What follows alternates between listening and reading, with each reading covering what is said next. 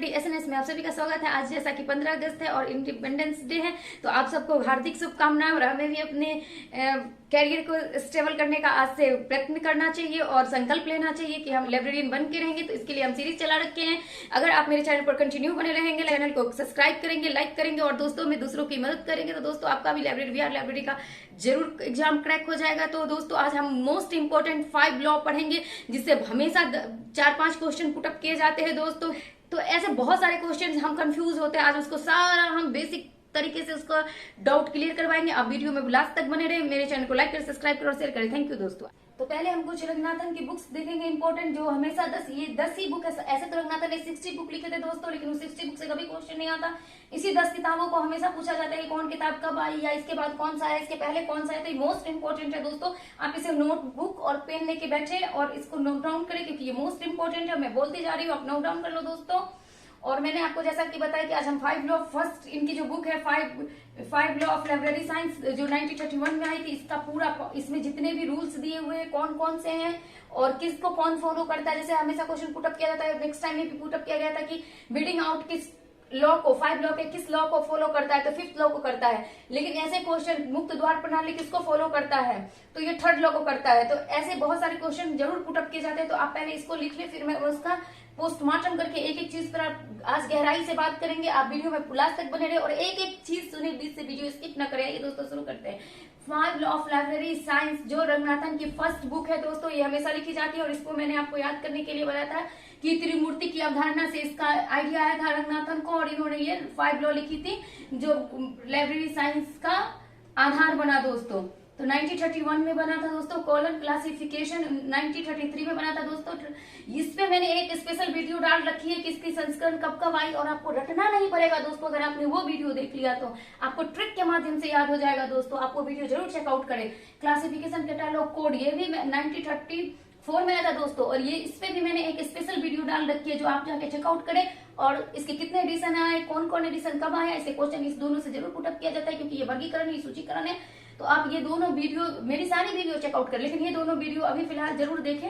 इसके बाद प्रोलोमिना to library classification, ये 1937 में आई थी। Theory of the library catalogue 1938 में आई थी। Elements of library classification and international documentation 1948 में आई थी। तो आपको ऐसे ही याद हो जाएगा कि देश आजाद हुआ, आज इंडिपेंडेंस डे है। तो आप ऐसे याद कर लो कि जब देश आजाद हुआ, लोग आजाद हो गए, तो उनको भी आजादी मिली। तो इन्होंने भी क्लासिफिकेशन एंड इंटरनेशनल डॉक्यूमेंटेशन ही लिख दिया। इंटरनेशनल शब्द आ गया यहाँ पे दोस्तों। तो उन आजादी के बाद आया था 1948 में, तो आप इस ट्रिक से याद रख सकते हो। फिलोसफी ऑफ लाइब्रेरी क्लासिफिकेशन 1950 में आई थी दोस्तों। क्लासिफिकेशन एंड कम्युनिकेशन 1951 में आई थी। हेडिंग एंड कैनन्स 1955 में आई थी। हेडिंग एंड कैनन शब्द का उपयोग इनके गुरु WCB सेयर्स ने किया था दोस्तों, जैसा कि आपको याद है। और उनकी सारी बुक कैनन नाम से है। तो आप, ये बुक बहुत कंफ्यूजन पैदा करती है। अगर इनके गुरु सेयर्स का बुक दे दे, इनका बुक दे दे, आप पूछ दे कि ये किसका बुक है, तो आपको एक ट्रिक में बताती हूँ। ये सारी वीडियो देख लेंगे तो ये सारा बुक आपका भी क्लियर हो जाएगा। और ये मैं आज 5 लॉ पूरा डीपली पढ़ा ही दूंगी, तो आपको बच गया ये। तो इसका क्या है दोस्तों कि हेडिंग जब पहले आ जाए और कैनन शब्द बाद में आए, तो रंगनाथन की बुक है। अगर कैनन शब्द पहले आ जाए और ऑर्डर कुछ बाद में रहे, तो वो सेयर्स की बुक है। तो कैनन पहले आएगा, तो आप एक छोटा सा ट्रिक है, आप याद रखो, उसके आगे कुछ भी हो, अगर कैनन फर्स्ट में आ रहा है, सेंटेंस कैनन से ही शुरू हो रहा है, तो वो WCB सेयर्स की बुक है। और ये कैनन शब्द के जन्मदाता कौन है, तो रंगनाथन के गुरु सेयर्स ही है। तो दोस्तों आपके बहुत सारे डाउट्स मैंने क्लियर करा दिए, इसलिए मैं कहती हूँ मेरी वीडियो स्किप ना करें, कंटिन्यू सुने, क्योंकि हर बात में वो आंसर छुपा है। तो आज हम 1931 में जो बुक आई थी 5 लॉ, इसके सारे लॉ कौन कौन से हैं, कब कब बने, क्यों बने, कौन सा लॉ किसको फॉलो करता है, और ये दोनों वीडियो मैंने डाल रखे हैं ऑलरेडी दोस्तों। तो आप इसको चेक करें। इसके जितने एडिशन आए थे मैं नेक्स्ट वीडियो में कवर करवा दूंगी। ओके दोस्तों, आइए आगे बढ़ते हैं। तो आइए दोस्तों देखते हैं, ये इसका आप ध्यान पूर्वक सुने। 5 लॉ किसने बनाया था, रंगनाथन ने बनाया था। इसका सूत्रपात कब हुआ था दोस्तों, तो 1924 में हुआ था। आप नोट डाउन करते चले दोस्तों। अगर आपको देखने में कुछ प्रॉब्लम है तो इसे जूम करके, बड़ा करके आपके स्क्रीन पे क्वालिटी थोड़ा अच्छा करके देखेंगे तो पूरा दिखेगा दोस्तों। सूत्रपात 1924 में हुआ था दोस्तों। किसका, तो 5 लॉ का दोस्तों। किसका, तो 5 लॉ का। इसको प्रतिपादित कब किया गया, तो 1928 में। और ये बन के कब तैयार हुई थी दोस्तों, तो 1931 में। ये आपको ध्यान रखना, ये पूछा जाता है कि सूत्रपात कब हुआ, तो 1924 में। प्रतिपादित कब हुआ, तो 1928 में। कंप्लीट कब हुआ? 1931 में, जब लोगों को पब्लिश करके लोगों के सामने आया, जो मैंने आपको लिखवा दिया है दोस्तों। कहाँ हुआ? तो मीनाक्षी कॉलेज, अन्नामलाई नगर, मद्रास में। तो ये सारी मोस्ट इंपोर्टेंट चीजें आप नोट डाउन कर ले दोस्तों।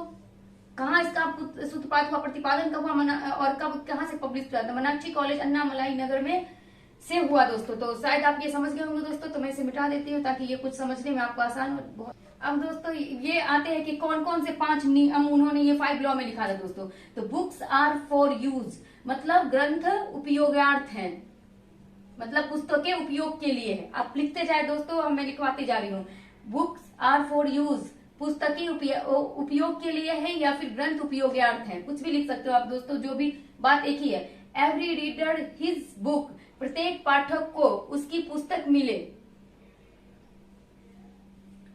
एवरी बुक इट्स रीडर्स, प्रत्येक पुस्तक को उसका पाठक मिले। दोस्तों ये दोनों बहुत कंफ्यूजन पैदा करता है कि पहला कौन है, दूसरा कौन और तीसरा कौन है। दूसरे में क्या है दोस्तों? Every reader his her book, प्रत्येक पाठक को उसकी पुस्तक मिले, यानी कि, और तीसरा क्या है? Every book it's readers. तो इस दोनों में बहुत कंफ्यूजन उत्पन्न होता है दोस्तों। तो पहले हम ये देखेंगे कि हम कब कोई सामान खरीदते हैं। मनुष्य बना तब तो उसकी जरूरतें बनी। आपको याद रखने का मैं ट्रिक बता रही हूँ, क्योंकि इसे मोस्ट इंपोर्टेंट है, क्वेश्चन बार बार पुटअप किया जाता है, लोग बहुत गलती करते हैं। तो पहले मनुष्य बना तब तो गाड़ी बना, घोड़ा बना, सामान बना। तो पहले कौन आएगा? रीडर। पहले पाठक आएगा तब पुस्तक आएगा, ठीक है ना दोस्तों। तो पहले रीडर आएगा फिर बुक आएगा। आपका कंफर्म हो गया दोस्तों। तो पहले प्रत्येक पाठक को उसकी पुस्तक मिले, उसके बाद प्रत्येक पुस्तक को उसका पाठक मिले। और save the time the reader, और पाठक का समय बचाए, क्योंकि अब तो लोगों का और भी टाइम बहुत कीमती हो गया है दोस्तों टुडे। तो चौथा नियम है कि पाठकों का आप ऐसे ऐसे तकनीक अपने लाइब्रेरी में रखें कि लोग आए और उनको फटाफट बुक मिले, इशू हो, रिटर्न हो, मतलब उनको लंबी लंबी लाइनें ना लगानी पड़े, ताकि वो उब के भाग ना जाए, मतलब वो ठहरे। तो जैसा कि आपको पता है कि दोस्तों, मैं आपको बता दूं कि ये 5th लॉ जो है, library is a growing organism, पुस्तकालय वर्धनशील संस्था है। लेकिन दोस्तों आप कहोगे वर्धनशील ऑर्गेनिज्म का तो मतलब जीव होता है। जी बिल्कुल जीव होता है, लेकिन आपको मैं बता दूं कि वक्त के साथ लोगों ने जब इसका हिंदी अनुवाद किया तो इसको लिख दिया पुस्तकालय वर्धनशील संस्था। आपकी जानकारी के लिए बता दूं कि रंगनाथन की जितनी भी 60 बुक है, उन्होंने 60 बुक लिखे थे अपने जीवन काल में दोस्तों, और वो 60 बुक अंग्रेजी में थे, हिंदी में कोई नहीं था। लेकिन जब उसका हिंदी रूपांतर किया गया तो इसको संस्था, वर्धनशील संस्था के रूप में। लेकिन ऑर्गेनिज्म का मतलब होता है जीव, और जीव कैसे होता है दोस्तों कि वो बढ़ता है कि नहीं? मनुष्य भी बढ़ता है, कुत्ता भी बढ़ता है, बिल्ली भी बढ़ता है। तो इसी तरह उनका कहना था कि पुस्तकालय भी बढ़ता है, मतलब उनका कहना। इसको 5 लॉ में इसको हम पूरा इसका पोस्टमार्टम करेंगे। तो ऑर्गेनिज्म से आप इसको याद रखोगे, इसका सही सब्जेक्ट वर्धनशील संस्था नहीं है दोस्तों, जीव से था। तो कभी कभी पूछता है 21 लॉ के अनुसार रंगनाथन ने बोला है लाइब्रेरी वर्धनशील संस्था है, तो जीव के समान है। तो यहाँ तो डिक्लेयर हो गया कि रंगनाथन ने किसने कहा है कि लाइब्रेरी जीव के समान है दोस्तों। तो आप 5th लॉ को अंग्रेजी में पढ़ोगे तो आपको यहीं से आंसर मिल जाएगा। इसकी प्रस्तावना भी पूछ ली जाती है दोस्तों। इसकी प्रस्तावना पी स्वामी अय्यर ने लिखी थी दोस्तों, और पर्चे सीवी सेयर्स ने लिखा था। और इसका पहला जो रूल था ना, ये जो बुक्स आर फॉर यूज, ये पहला नियम इन्होंने अपने रंगनाथन ने अपने फर्स्ट गुरु को समर्पित किया था। तो ये भी पूछ लेता है कि पहला 5 लॉ का पहला जो नियम है उन्होंने किसको समर्पित किया? तो प्रथम गुरु को समर्पित किया था। ये सारा नोट डाउन कर लो दोस्तों। पी स्वामी अय्यर इसकी प्रस्तावना लिखी थी। पर्चे इसका किसने लिखा था? WCV shares. तो आइए आगे बढ़ते हैं दोस्तों, अब हम फर्स्ट लॉ देखेंगे। तो आइए दोस्तों, पहला नियम हम इसको पढ़ते हैं और इसमें कौन कौन सा आता है, और ध्यान से देखें दोस्तों। और आप एक नोट पे कॉपी और पेन लेके बैठे, जिससे आप इसको नोट कर सके। इसे क्वेश्चन बार बार पुटअप होते हैं दोस्तों।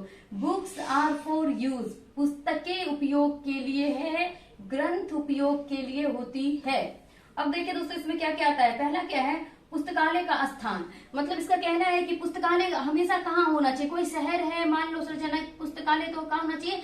केंद्र में, ताकि हर जगह से लोग क्या हो सके, यहाँ आ सके, है ना। ये नहीं कि किसी कोने में बना दिया कि यहाँ के लोग शांति से बैठ के पढ़ेंगे, ऐसा नहीं होता है दोस्तों। तो आपको मैंने ये डायग्राम इसलिए समझाने के लिए बनाया कि मान लो ये एक शहर है, ये आपका शहर है, ये बिहार है मान लो, मतलब बिहार तो बहुत बड़ी चीज हो गई। मान लो ये आपका कोई शहर है छोटा सा, और उस शहर में सार्वजनिक पुस्तकालय बनाना है, तो कहाँ बनाएंगे? शहर के केंद्र में। अब बोलोगे कि विद्यालय का पुस्तकालय कहाँ बनाएंगे? शहर के केंद्र में? तो नहीं, विद्यालय के केंद्र में बनाएंगे, ताकि वहां पे आके हर डिपार्टमेंट के लोग आराम से बैठ के पढ़ सके, सबको समान दूरी हो।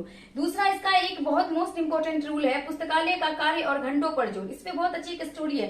ये फर्स्ट नियम इसी से बना दोस्तों, क्योंकि एक दिन रंगनाथन के पास कोई बुक नहीं थी, तो उनको बुक चाहिए थी, और वो अपने पुस्तकालय का कार्य खत्म करके जाते थे दूसरे पुस्तकालय बुक लाने के लिए, तब तक वो पुस्तकालय का भी बंद होने का समय हो जाता था, तो वो भी बंद हो जाता था।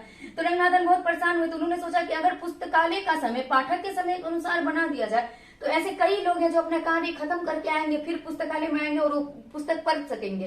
तो इन्हीं से उनको विचार आया कि फर्स्ट लॉ में कि उनके कार्य घंटों को बढ़ा दिया जाए। इसी का नतीजा है कि अभी सेंट्रल लाइब्रेरी जो है 362 दिन खुले रहते हैं दोस्तों। 15 अगस्त आज के दिन, 26 जनवरी और 2 अक्टूबर, बस 3 दिन ही बंद रहते हैं। तो ये भी क्वेश्चन हमेशा पुटअप किया जाता है कि हमारा जो राष्ट्रीय पुस्तकालय है वो ईयर के कितने दिन खुला रहता है, तो 362 दिन खुला रहता है दोस्तों। यहीं से ये रंगनाथन ने दिया था कि जब उनको पुस्तक नहीं मिलती थी तो वो दूसरे पुस्तकालय जाते थे, और वहां पर जब वो पहुंचते थे तब तक वो भी पुस्तकालय बंद हो जाती थी। तो उन्होंने कहा नहीं, कार्य घंटे को बढ़ाना चाहिए, पुस्तकालय का कार्य घंटा लोगों के, पाठक के समय के अनुसार होना चाहिए। पुस्तकालय का समय मतलब खुलने और बंद करने के समय को भी इन्होंने लंबा बना दिया। जब इन्होंने सोचा कार्य घंटा, तो इससे क्या होगा, लंबा बना कि भैया लंबे टाइम तक खुला रहेगा।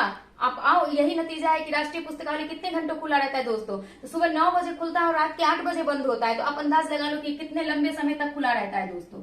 कर्मचारी, इन्होंने कहा कि कर्मचारियों का व्यवहार अच्छा होना चाहिए, नहीं कि कोई आया अरे जाओ जाओ अभी बहुत टाइम हो गया, अभी मेरी छुट्टी का टाइम है। नहीं, अगर आप घर भी जा रहे हो और कोई पाठक आपके पास आ गया तो आप उससे प्यार से बात करो, हो सके तो उसकी सेवा को प्रदान करो, फिर आप जाओ।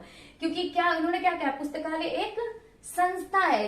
कौन सी संस्था है, तो सेवामयी संस्था है, तो सेवक कभी नहीं बोलता कि अभी नहीं हो पाएगा। तो कर्मचारियों के व्यवहार पर इन्होंने जोर दिया। नियम ऐसे होने चाहिए कि सबके लिए होने चाहिए एक समान, सब पाठक एक समान हो आपकी नजर में। पुस्तकालय भवन की स्थिति, अब पुस्तकालय भवन की स्थिति भी ऐसी होनी चाहिए कि लोग कंफर्टेबल होकर वहां आ सके, पढ़ सके, रोशनी का प्रॉपर व्यवस्था हो, हवा का प्रॉपर व्यवस्था हो। ये नहीं कि आप बैठे हैं और गर्मी लग रही है। लोग कब पढ़ाई करता है, जब उसका वातावरण अनुकूल हो, शोर शराबा ना हो, रोशनी प्रॉपर आ रही हो, हवा प्रॉपर आ रहा है। तो पुस्तकालय भवन की स्थिति भी कैसी है, उसका बनावट कैसा है, तो ये भी फर्स्ट रूल में ही आता है। क्योंकि ये सीधी सी बात है ना, स्थान, घंटा, अच्छा व्यवहार, ये तो फर्स्ट कोई भी चीज शुरू करनी तो पहले हमें ध्यान रखना चाहिए। उपस्कर और फर्नीचर भी कैसा होना चाहिए, इस पे भी रंगनाथन ने ये बहुत बड़ा डिटेल दिया है कि कितना फर्नीचर का कितना साइज होना चाहिए, कितना रैक का ऊंचाई होना चाहिए, कितनी गहराई होनी चाहिए ताकि हम आराम से पहुंच सके। इन्होंने 7 फुट बोला कि रैक होनी चाहिए कम से कम, इन्होंने बोला कि 7 फुट का रैक होना चाहिए कम से कम, क्योंकि अगर कोई हाथ लगाए क्योंकि तो आराम से वो बुक निकाल सके। अब ये नहीं इतनी ऊंची ऊंची आप रैक बना दो कि इसमें से कोई बुक ही ना निकाल सके। तो फर्नीचर पर भी इन्होंने ध्यान दिया, आरामदायक कुर्सी हो, टेबल हिलने डुलने वाला ना हो कि अब हम पढ़ रहे हैं तो डक डक कर रहे थे। इन्होंने फर्नीचर को भी किसमें डाला दोस्तों, फर्स्ट रूल में ही डाला कि पहले ये सब व्यवस्थाएं आप करो कि फर्नीचर अच्छा रखो, भवन अच्छा रखो, स्थान सही रखो। साज सज्जा मतलब क्या, अट्रैक्टिव होना चाहिए उसका लुक, उसका रंग पेंटिंग, नहीं कि कहीं से रंग झर रहा है, कहीं से कुछ टूटा फूटा है, देख के कहीं मकड़ी चल रही है, ऐसा नहीं होना चाहिए। उसका साज सज्जा अच्छा होना चाहिए ताकि मन को खुशी दे। पेड़ पौधे लगाओ, गार्डन बनाओ, अच्छे से उसको पार्किंग की अच्छी व्यवस्था रखो, भवन सुंदर रखो, तो ताकि लोग अट्रैक्ट हो। कहते हैं कोई सुंदर चीज देख के हम लोग गुलाब का फूल देखते तो ऑटोमेटिक वहां चले जाते हैं, जाने का मन नहीं होता तब भी चले जाते हैं, एक बार छू लेते हैं, तोड़ने का भी मन हो जाता है। तो इसी तरह हम कहते हैं कि उन्होंने कहा कि पुस्तकालय का साज सज्जा ऐसा रखो कि लोग अट्रैक्ट होकर पढ़ने आए, उनको सारी सुविधाएं दो। ये फर्स्ट रूल फॉलो करता है दोस्तों। फिर पुस्तक चयन, और पुस्तक चयन पे फर्स्ट रूल ही ध्यान देता है दोस्तों कि पुस्तक ऐसा चयन करो कि पाठक उसके ज्यादा से ज्यादा हो। रिसर्च पुस्तकालय मान लो दोस्तों, रिसर्च पुस्तकालय मान लो दोस्तों, उसमें लोग कहानी की बुक रख दे तो क्यों पढ़ेगा। मतलब क्या है कि पुस्तक चयन से मतलब ये है कि आप ऐसी पुस्तक पुस्तकालय में रखो जहां पर उसके सबसे ज्यादा पाठक हो। पुस्तकों की संरक्षित रखना, पुस्तकों को ऐसे रखो, संरक्षित रखो, मतलब उसमें जिंद लगा के उसमें उसको प्रॉपर समय पर उसका चेकआउट करो, उसमें कोई घस ना दे, लिख ना दे। ये सब चीजें पुस्तकालय को सुरक्षित रखना भी फर्स्ट लॉ है। पुस्तकालय कार्य घंटे पर जोड़, ये तो मैंने आपको समझा ही दिया दोस्तों, स्टोरी भी सुना दी। तो ये सारी चीजें, ये जिसमें फर्स्ट लॉ में 10 चीज कवर हो गई। पुस्तकालय का स्थान, पुस्तकालय का समय, कर्मचारी, नियम, पुस्तकालय भवन की स्थिति, उस पर फर्नीचर, साज सज्जा, पुस्तक चयन, पुस्तकों को संरक्षित रखना, पुस्तकालय के कार्य घंटों पर जोड़। तो मैंने आपको बता दिया दोस्तों, आपको समझ आ गया होगा। आइए चलते हैं दूसरे पे। तो जैसा कि दोस्तों आपने फर्स्ट लॉ में देखा, आपको मैं एक बार फिर से रिवाइज कर, समय जब भी आए दोस्तों, समय चौथा लॉ भी फॉलो करवाता है दोस्तों। लेकिन फर्स्ट में आप याद रखना कि उन्होंने क्या बोला था कि पुस्तकालय का जो समय होना चाहिए किसके अनुसार होना चाहिए, पाठक के अनुसार। मैंने आपको कहानी भी सुनाई थी, रंगनाथन जब बुक लेने जाते तो पुस्तकालय बंद हो जाती थी। और कार्य घंटा, कि घंटा ज्यादा रहेगा तभी ज्यादा देर खुलेगा। समय, फर्नीचर, भवन, साज सज्जा, ये सब फर्स्ट में आता है। लेकिन कर्तव्य की बात आए ना तो आंख बंद करके दूसरे लॉ में चले जाना दोस्तों। वो किसी का भी कर्तव्य, वो पाठक का कर्तव्य पूछ ले, कर्तव्य शब्द जब भी जुड़ा रहे ना किसी भी में, तो आपको ज्यादा दिमाग लगाना ही नहीं है। प्रत्येक पाठक को उसकी पुस्तक मिले, दूसरा लॉ कहता है दोस्तों, और कर्तव्य शब्द जब भी जुड़ जाए तो आपको मैं ट्रिक बताती हूँ दोस्तों। कर्तव्य कुछ में भी कर्तव्य जुड़ा हो, आंख बंद करके 2 में टिक कर दो दोस्तों। ये तीसरे चौथे लॉ में भी आएगा दोस्तों, लेकिन कहा यह जाता है कि आप कंफ्यूज करते हो बार बार कि भाई ये तो मैंने तीसरे लॉ में भी पढ़ा था, चौथे लॉ में भी और दूसरे लॉ में भी, तो टिक किस में मारूं, और वो ऑप्शन में चारों रहता है। तो जो पहले पुटअप किया गया है ना दोस्तों, जो पहले लिखा गया है ना, वो वही वहां पर सही माना जाता है दोस्तों। अगर आपको अगर पूछ ले कि जैसे कि आपने चौथे लॉ में भी आएगा आगे की समय, save the time for reader, तो पाठक का समय बचाएं, वो एक लॉ ही है अपने आप में। लेकिन हमने फर्स्ट लॉ में भी पढ़ा कि कार्य घंटे ज्यादा होने चाहिए और पुस्तकालय ज्यादा दिन खुले रहने चाहिए। तो अब ये चौथा भी दे देगा हमें और पहला भी दे देगा हमें, तो हम किस पे जाएंगे दोस्तों कि पुस्तकालय का समय ज्यादा देर खुला होना चाहिए, तो चौथे लॉ में नहीं जाएंगे, हम फर्स्ट लॉ में जाएंगे दोस्तों। आपको ध्यान रखना है, मैं ये डाउट क्लियर करवाती जा रही हूँ दोस्तों। और कर्तव्य शब्द आए तो दूसरे में जाएंगे। वो राज्य का कर्तव्य है कि अच्छे अच्छे नियम बनाए, ऐसे नियम बनाए, पाठक के अकॉर्डिंग नियम बनाए, पुस्तकें उसको मुहैया कराए, उसकी सारी सुविधाएं मुहैया करें। तो राज्य का भी कर्तव्य है दोस्तों, अधिकारियों का कर्तव्य, जो उसमें काम कर रहे हैं उनका भी कर्तव्य है कि वो सबके साथ समदृष्टि का व्यवहार रखें, सही व्यवहार करें। मतलब कर्तव्य जो भी होता है, बड़े आपको समझदार हो कि कर्तव्य क्या है। कर्तव्य हम अपने नियमों का पालन जो करते हैं उसे कर्तव्य कहते हैं। तो कर्तव्य सब जुड़े, वो दूसरे में टिक मारना है। कर्मचारियों का कर्तव्य, अधिकारियों का, राज्य का, पाठकों का कि किताब में से पन्ना ना फाड़ ले, पढ़ने के बाद उसको पेंसिल से या कलम से खराब ना कर दे, इधर उधर ना कर दे, उसको छुपा के ना रख दे, चुरा के ना रख दे। तो मतलब नियम से है। तो पाठकों का भी कर्तव्य आ जाता है दोस्तों।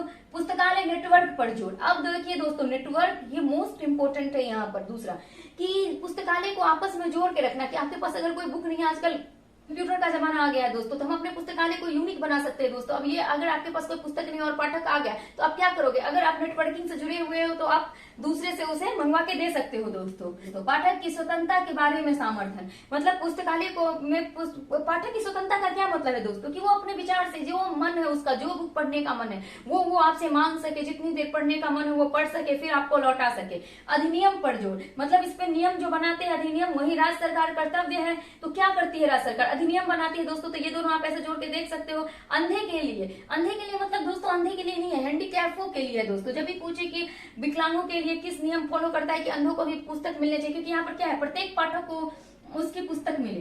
पाठक को, तो पाठक तो अंधा भी इंसान हो सकता है, लेकिन उसके पास ये जो हम लोग बुक पढ़ते हैं वो नहीं पढ़ सकता है, तो उसकी भी व्यवस्था होनी चाहिए। स्पेशल लाइब्रेरी ऐसी बनानी चाहिए जैसे अंधे का भी, मतलब उसको पढ़ने के लिए उसके अकॉर्डिंग बुक मिलनी चाहिए। मोटा मोटी यहाँ बात ये कहने का है कि अंधे को भी बुक मिलना चाहिए, क्योंकि ये नियम ही कहता है कि प्रत्येक पाठक को उसकी पुस्तक मिले, तो अंधा भी पाठक हो सकता है। अपूपा, और ये जो नियम है अपूपा, जो वर्गीकरण से संबंधित है और रंगनाथन ने बनाया है। तो अपूपा हमेशा पूछ लिया जाता है किस लॉ को फॉलो करता है।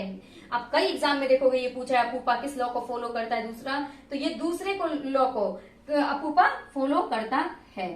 ठीक है दोस्तों, तो वीडियो बहुत लंबी हो रही है दोस्तों, और मैं जल्दी में आपको डिटेल में नहीं समझा पा रही हूँ। तो दोस्तों इससे अच्छा है कि आप डिटेल में पढ़ो और पूरा समझो, ताकि आपको रटना ना पड़े, इसको घिसना ना पड़े, और आपको समझ में अच्छे से आए। तो आप दोस्तों मेरे वीडियो में कंटिन्यू बने रहे, मैं इसका नेक्स्ट पार्ट लाऊंगी, और 3 लॉ जो बचे उसे एकदम उसका अच्छे से पोस्टमार्टम करेंगे, ताकि आपको रटना ना पड़े, ध्यान हो जाए। जैसे फर्स्ट लॉ आपको याद हो गया कि पुस्तकालय में पुस्तक क्या है, उपयोगार्थ होती है। दूसरा, प्रत्येक पाठक को उसकी पुस्तक मिले, इसमें कर्तव्य सारा किसमें आएगा? दूसरे में पुस्तक नेटवर्क आएगा, दूसरे में पाठक का स्वतंत्रता के बारे में, दूसरे में अधिनियम पर जोर, दूसरे में अंधे के लिए पुस्तक, दूसरे में अपूपा, दूसरे में। तो दोस्तों आप इसे नोट डाउन कर ले, भूले नहीं और लिखते जाए। और अगली वीडियो हम ला रहे हैं, आप मेरी सारी वीडियो चेकआउट करें और इसके अगले वीडियो का वेट करें। Thank you.